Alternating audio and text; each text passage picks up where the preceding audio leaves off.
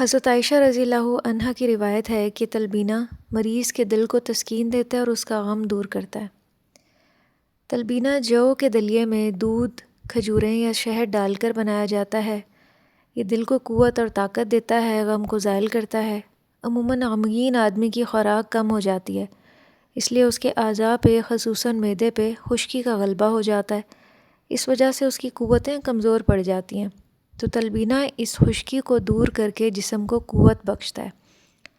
یہ نہ صرف جسم کو قوی بناتا ہے بلکہ روحانی طور پر بھی مضبوط کرتا ہے۔ اس کے مزید فوائد کیا ہیں؟ قوت مدافعت بہتر بناتا، جسم کو طاقت پہنچاتا ہے، بلڈ شوگر اور بلڈ پریشر کو کنٹرول کرتا ہے، ہاضمے کو بہتر بناتا ہے، ہماری ہڈیوں کو مضبوط کرتا ہے، خون بناتا ہے اور جسم میں کینسر کی گروتھ کو روکتا ہے۔ یہ ہمارے جسم کی میٹابولک ہیلتھ، یعنی جو کھانا ہم کھاتے ہیں وہ طاقت کی صورت میں پورے جسم کو پہنچاتا ہے۔